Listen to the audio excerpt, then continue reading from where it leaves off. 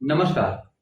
जैसा कि हमने पिछले वीडियो में समझा और जाना कि ज्योतिष क्या है, जहां हमने ये समझा कि ज्योतिष भूत और भविष्य काल को जानने के लिए इस ज्ञान का इस्तेमाल किया जाता है।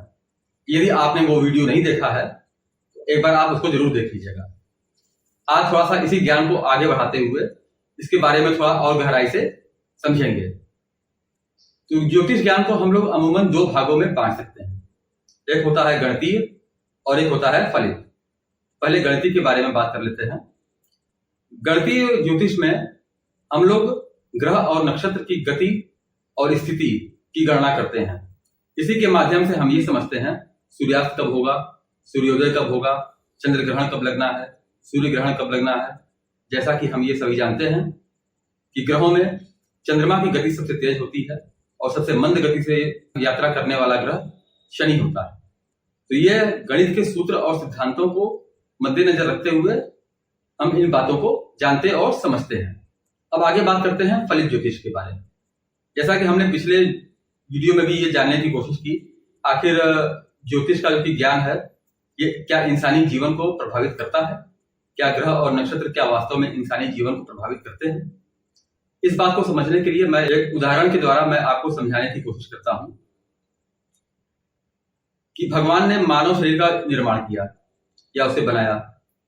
मानव शरीर को उन्होंने हर एक चीज दी जो उसकी आवश्यकता को पूरा करे। जैसे हाथ दिए काम करने के लिए, पैर दिए चलने के लिए, किडनी दी ब्लड को फिल्टर करने के लिए, हार्ट दिया ब्लड को पंप करने के लिए, और एक दिमाग दिया जिससे कि हम अपने शरीर के सभी अंगों को अपने नियंत्रण के हिसाब से या अपने हिसाब से उसका इस्तेमाल कर सकें।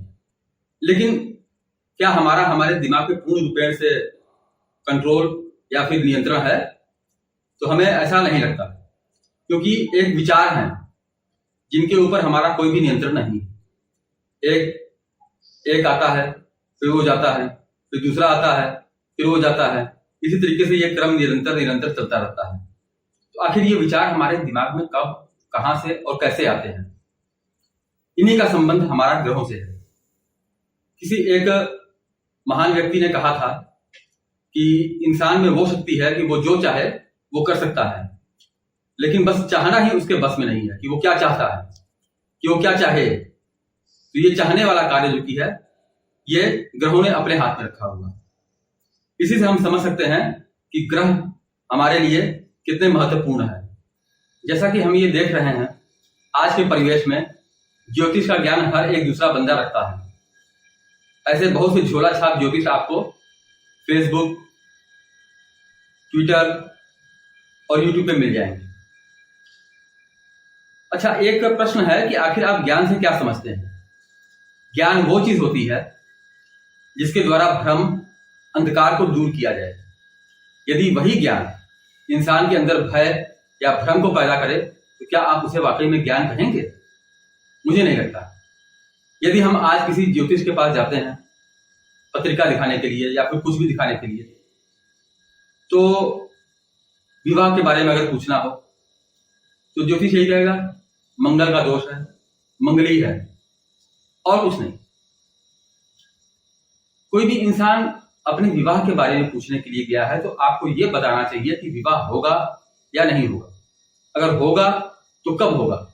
मंगल दोष, मंगली, ये तो कोई इसका उत्तर हुआ नहीं। ये तो एक तरीके से बंदे को ठगने वाली बात है। तो इसी माध्यम से मैं आपको ये बताना चाहता हूं कि मैं ज्योतिष का एक कक्षा शुरू कर रहा हूं, जिसमें कि मैं आपको इतना तो बता ही दूंगा जिससे कि आप कम से कम अपनी पत्रिका अपने से आप देख सकते हैं और समझ सकते हैं। यदि कोई दिक्कत हो, कोई परेशानी हो, कुछ भी पूछना हो तो आप कमेंट के माध्यम से मुझसे जरूर पूछ सकते हैं। मैं हमेशा आपका साथ देने के लिए तैयार रहूंगा। धन्यवाद।